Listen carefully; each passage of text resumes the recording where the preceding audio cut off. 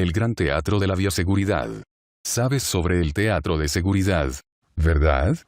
Ese es el tipo de tonterías de quitarse los zapatos y el cinturón que se instituyó en el aeropuerto después del 11 de septiembre para dar a los pasajeros la sensación de que el gobierno los estaba protegiendo de esos malvados terroristas de Al-Qaeda.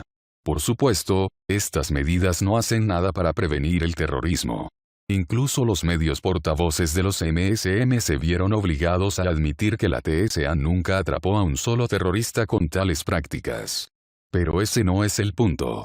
Estos procedimientos solo están ahí para dar la impresión de que agencias como la TSA realmente están manteniendo al público seguro.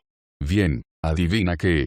A medida que pasamos del paradigma de seguridad nacional posterior al 11 de septiembre al paradigma de bioseguridad posterior al COVID, ahora está tomando forma un equivalente al fenómeno del teatro de la seguridad. El teatro de la bioseguridad. Sé que ya lo has notado. Las pegatinas en el piso del supermercado que le dicen exactamente dónde pararse cuando hace fila en la caja registradora. Los pasillos de un solo sentido le indican qué camino caminar mientras hace sus compras. Las pistolas del termómetro infrarrojo apuntaban sugestivamente a su cabeza antes de ingresar a un edificio público, como si tal dispositivo pudiera detectar una fiebre en una fracción de segundo de escaneo. Por supuesto, estos dispositivos y procedimientos no están destinados a detener la propagación de ningún patógeno infeccioso. Simplemente están ahí para hacer que el público se sienta mejor. Incluso Dave esos posts es consciente de lo ridículo que es todo esto. Como Anna Fifield señaló recientemente en un informe sobre cómo Beijing está lidiando con la nueva normalidad, las precauciones de bioseguridad que se están implementando en la capital de China son demostrablemente inútiles. Los guardias de seguridad con pistolas de temperatura vigilan las puertas de los supermercados y complejos residenciales, apuntando a las muñecas de todas las personas que quieran entrar. Esto es en gran parte una formalidad, ya que la lectura a menudo no refleja la realidad. Este reportero ha registrado temperaturas por debajo de los 80 grados en varias ocasiones, pero estaba lo suficientemente vivo como para cruzar la puerta. Sí, esa es la esencia del teatro de bioseguridad, es en gran parte una formalidad y no refleja la realidad. Pero por ridículo que sea todo este teatro de bioseguridad, se ha vuelto 1000 veces más ridículo. A partir del 1 de agosto, el estado de Wisconsin exige que todos los empleados estatales usen mascarillas en las instalaciones estatales. Pero el Departamento de Recursos Naturales, DNR, del estado va un paso más allá. El departamento exige a sus empleados que usen máscaras durante las teleconferencias, incluso cuando están solos en casa. Así es, las personas que están sentadas frente a una computadora por sí mismas sin posibilidad concebible de propagar ningún tipo de patógeno deben enmascararse. ¿Y por qué? Porque, como el secretario de Recursos Naturales, Preston Cole, recordó a los trabajadores del DNR en un correo electrónico del 31 de julio, que están dando el ejemplo de seguridad mostrando que ustedes como empleados del servicio público del DNR se preocupan por la seguridad y salud de los demás. En este momento, ni siquiera fingen que se trata de salud o seguridad. El objetivo de este ejercicio es, en sus propias palabras, dar forma a las expectativas públicas de un comportamiento aceptable en el nuevo paradigma de bioseguridad. Habla del teatro. Pero hay un nivel más profundo en todo esto. El teatro de seguridad posterior al 11 de septiembre, por ejemplo, no se trataba solo de justificar el presupuesto de agencias infladas como la TSA. También estaba allí para reforzar la narrativa. Comillas porque estos matones con botas altas en los aeropuertos cachean a los octogenarios en sillas de ruedas, hacen que la gente vacíe sus bolsas de colostomía y, en general, tratan a los pasajeros como presos durante el cierre de una prisión. Debe ser porque la amenaza terrorista es real. Gracias a Dios por esos agentes de la TSA de buen corazón que nos mantienen a salvo de los grandes monstruos del terror. Del mismo modo, el teatro de bioseguridad del orden mundial del COVID está ahí para reforzar la narrativa del supervirus asesino. Entonces, ¿por qué todos de repente se ven obligados a usar máscaras, incluso en las reuniones de Zoom desde casa?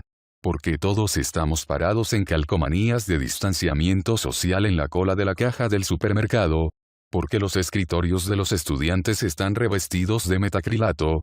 Porque los guardias de seguridad con termómetros infrarrojos controlan a todos los que ingresan a edificios de oficinas y otros espacios concurridos. Debe ser porque la amenaza del coronavirus es real.